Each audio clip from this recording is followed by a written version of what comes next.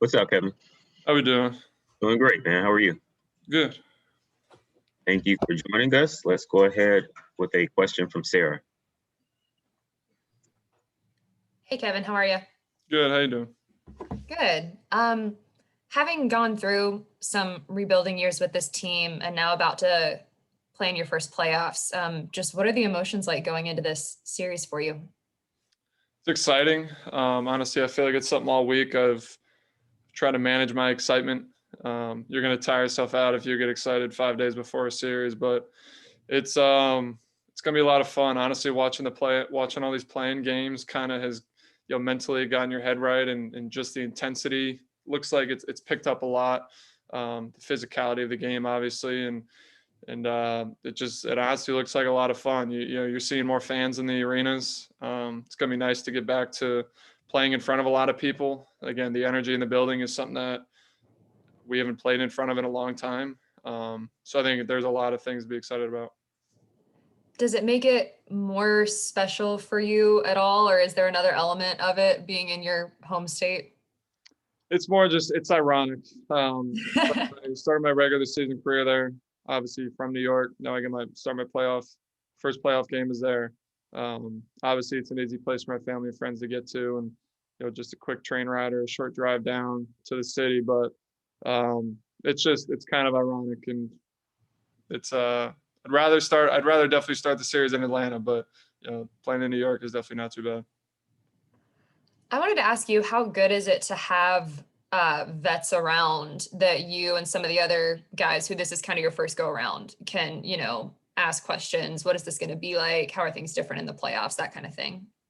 Yeah, it's important. It really is. It's they picked up the intensity the last couple of days in practice, and in solo. Someone obviously he went to the finals last year, and Lou and Gallo have been in playoff series, and you could tell how locked in those three are, and just what they've been saying all week. And again, I'll allude to just the physicality. They kind of keep telling us, like, don't expect the same foul calls, expect the game to be physical. We know the Knicks are the number one defensive team in the league, and they already play a physical brand of basketball. And so those guys that they've been vocal, and I think just trying to get us mentally prepared for what's going to come. Has it been good to have this week, or has it almost been weird after a whole season of playing every other day? For me, it's weird. I don't know what a usual playoff year would be like. Those guys say you end your season. Usually 2 or 3 days later, you're playing a game. It is a little bit weird having this break. It almost feels like it's like an all-star break, but it's not. You're like more locked in than ever. So in some ways, we've had tough days in practices and big, scrimmage days where we're trying to keep our rhythm and trying to emulate a game. And, usually you'd think those would be actual games. So I'm not really sure yet really what to think of it. It has been kind of nice letting your body get a break, but if we come out flat, or if it's an ugly game on Sunday, I'm sure I would tell you I'd rather play it on Wednesday or something. Right. Andrew Lopez from ESPN.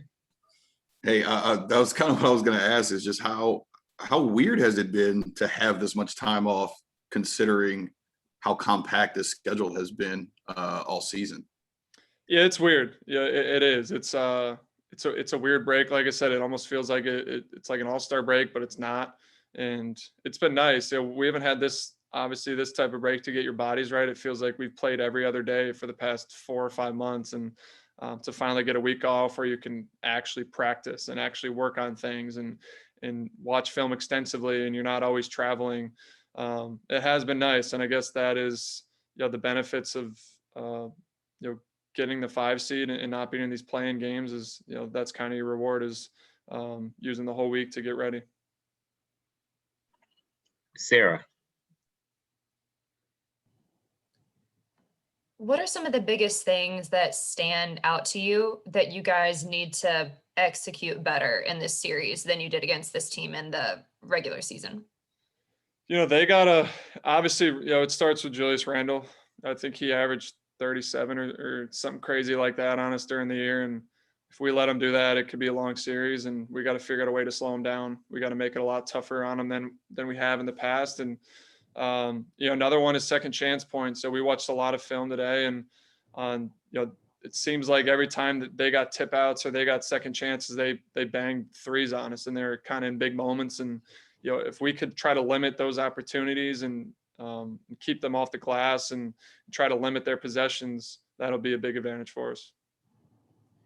How key or how good of a help is it to you guys to have gotten DeAndre back for this series, and also to have had him play, you know, a few games, a little bit of minutes in the regular season too? It'll be huge. It'll be huge. DeAndre was one of our best players to start the year, and, you know, losing him for as long as we did definitely hurt. He allows us to do a lot of different things, allows us to play a lot of different lineups, and, you know, we can move him around, and he can guard a lot of different people. And, you know, when he fully gets his rhythm back and, you know, he's at the player we know he's capable of being, he's a big boost for our team for sure. Thank you. Thank you, Kevin. That was our final question. Hey, guys. Okay, everybody, thank you for joining us. We will see you tomorrow on game day.